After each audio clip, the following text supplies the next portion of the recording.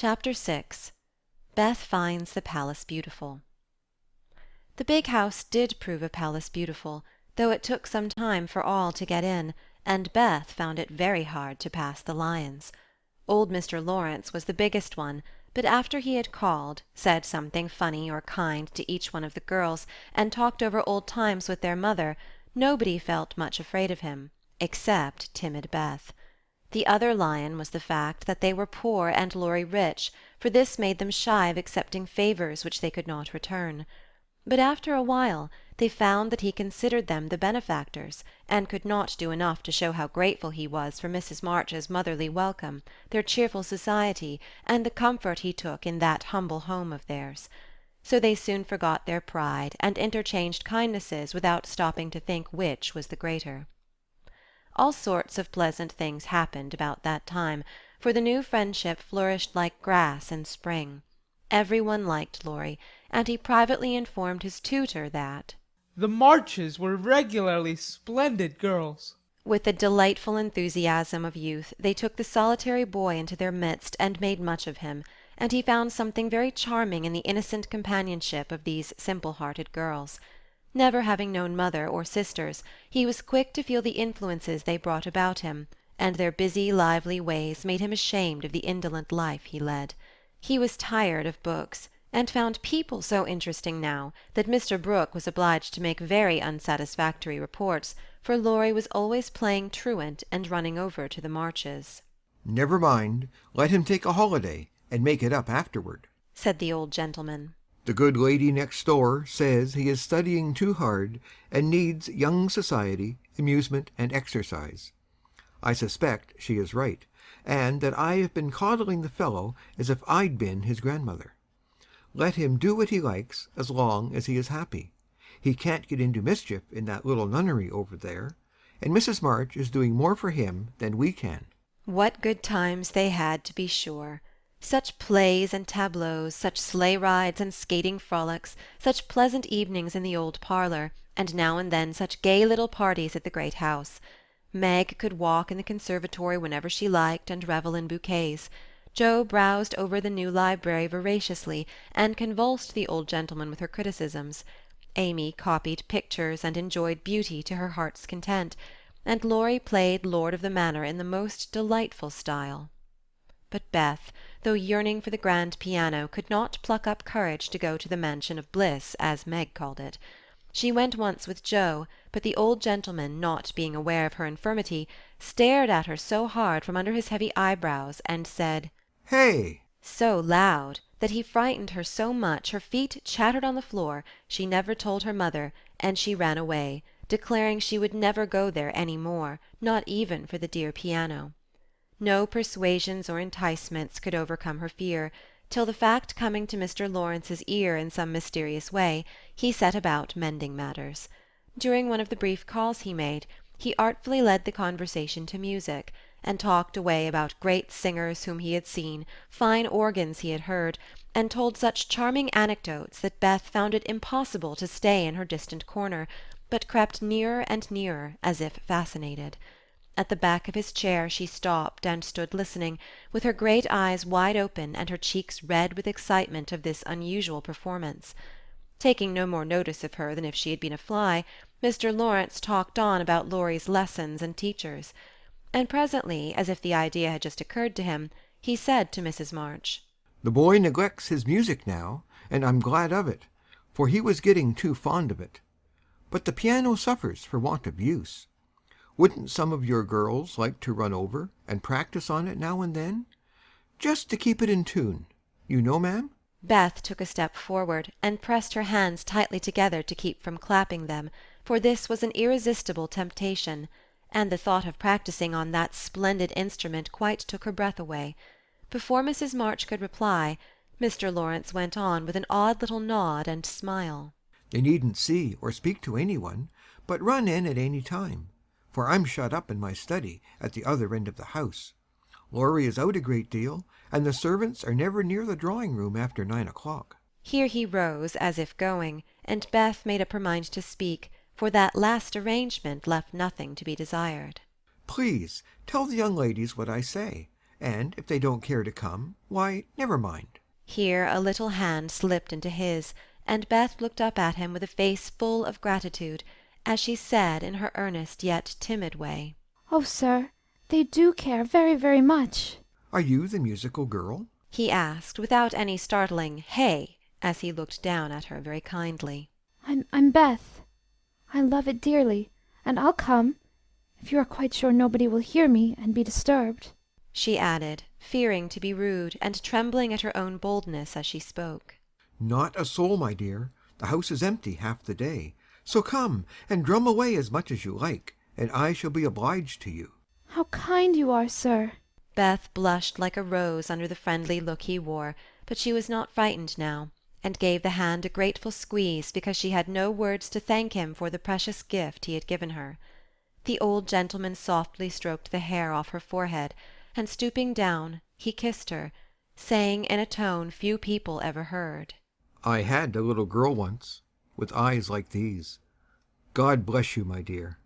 Good day, madame." and he went away in a great hurry. Beth had a rapture with her mother, and then rushed up to impart the glorious news to her family of invalids, as the girls were not home. How blithely she sang that evening, and how they all laughed at her because she woke Amy in the night by playing the piano on her face in her sleep. Next day, having seen both the old and the young gentlemen out of the house, Beth, after 2 or 3 retreats, fairly got in at the side door, and made her way as noiselessly as any mouse to the drawing-room where her idol stood. Quite by accident, of course, some pretty easy music lay on the piano, and with trembling fingers and frequent stops to listen and look about, Beth at last touched the great instrument, and straightway forgot her fear, herself, and everything else but the unspeakable delight which the music gave her, for it was like the voice of a beloved friend. She stayed till Hannah came to take her home to dinner, but she had no appetite, and could only sit and smile upon every one in a general state of beatitude. After that, the little brown hood slipped through the hedge nearly every day, and the great drawing-room was haunted by a tuneful spirit that came and went unseen. She never knew that Mr. Lawrence opened his study door to hear the old-fashioned airs he liked. She never saw Laurie mount guard in the hall to warn the servants away. She never suspected that the exercise books and new songs which she found in the rack were put there for her especial benefit, and when he talked to her about music at home, she only thought how kind he was to tell things that helped her so much. So she enjoyed herself heartily, and found, what isn't always the case, that her granted wish was all she hoped for. Perhaps it was because she was so grateful for this blessing that a greater was given her. At any rate, she deserved both. "Mother, I'm going to work Mr. Lawrence a pair of slippers. He is so kind to me, I must thank him, and I don't know any other way. Can I do it?" asked Beth, a few weeks after that eventful call of his. "Yes, dear, it will please him very much, and be a nice way of thanking him. The girls will help you about them, and I will pay for the making up," replied Mrs. March, who took peculiar pleasure in granting Beth's requests, because she so seldom asked anything for herself. After many serious discussions with Meg and Joe, the pattern was chosen, the materials bought, and the slippers begun. A cluster of grave yet cheerful pansies on a deeper purple ground was pronounced very appropriate and pretty, and Beth worked away early and late, with occasional lifts over hard parts. She was a nimble little needlewoman, and they were finished before anyone got tired of them. Then she wrote a short, simple note, and with Laurie's help, got them smuggled onto the study table one morning before the old gentleman was up. When this excitement was over, Beth waited to see what would happen. All day passed, and a part of the next, before any acknowledgment arrived, and she was beginning to fear she had offended her crotchety friend. On the afternoon of the second day she went out to do an errand, and give poor Joanna, the invalid doll, her daily exercise. As she came up the street, on her return, she saw 3, yes, 4 heads popping in and out of the parlour windows, and the moment they saw her, several hands were waved, and several joyful voices screamed, "Here's a letter from the old gentleman. Come quick and read it." "Oh, Beth, he sent you," began Amy, gesticulating with unseemly energy, but she got no further, for Joe quenched her by slamming down the window. Beth hurried on in a flutter of suspense. At the door her sisters seized and bore her to the parlour in a triumphal procession, all pointing and saying at once, Look there! there! Look there! Beth did look, and turned pale with delight and surprise, for there stood a little cabinet piano, with a letter lying on the glossy lid, directed like a sign-board to Miss Elizabeth March. For me? Gasped Beth, holding on to Joe and feeling as if she should tumble down, it was such an overwhelming thing altogether. Yes, all for you, my precious. Isn't it splendid of him? Don't you think he's the dearest old man in the world? Here's the key in the letter. We didn't open it. We are dying to know what he says, cried Joe, hugging her sister and offering the note. You read it. I can't. I feel so queer. Oh, it's too lovely. And Beth hid her face in Joe's apron, quite upset by her present. Joe opened the paper and began to laugh, for the first words she saw were, Miss March, dear Madam. How nice it sounds. I wish someone would write to me so, said Amy, who thought the old-fashioned address very elegant. I have had many pairs of slippers in my life, but I never had any that suited me so well as yours, continued Joe. Heart's ease is my favorite flower, and these will always remind me of the gentle giver. I like to pay my debts, so I know you will allow the old gentleman to send you something which once belonged to the little granddaughter he lost. With hearty thanks and best wishes, I remain your faithful friend and humble servant, James Lawrence. There, Beth, that's an honour to be proud of, I'm sure. Laurie told me how fond Mr. Lawrence used to be of the child who died, and how he kept all her little things carefully. Just think, he's given you her piano.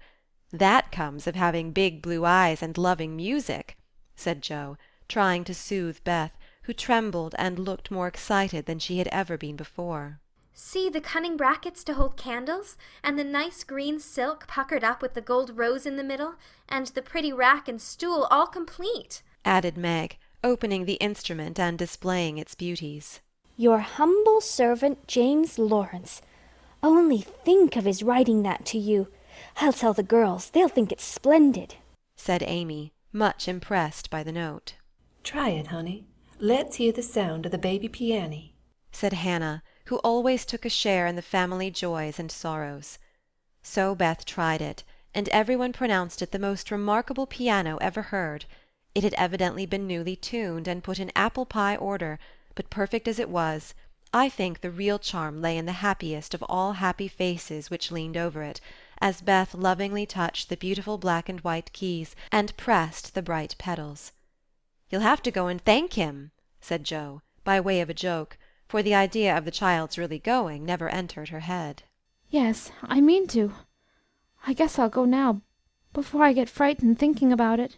And to the utter amazement of the assembled family, Beth walked deliberately down the garden, through the hedge, and in at the Lawrences' door. Well, I wish I may die if it ain't the queerest thing I ever see. The piano has turned her head. She'd never have gone in her right mind, cried Hannah, staring after her, while the girls were rendered quite speechless by the miracle. They would have been still more amazed if they had seen what Beth did afterward.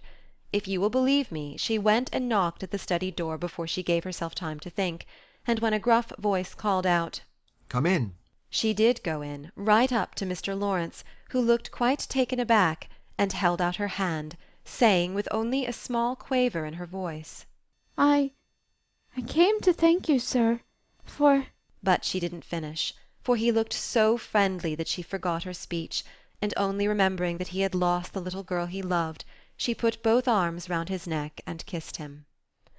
If the roof of the house had suddenly flown off, the old gentleman wouldn't have been more astonished. But he liked it.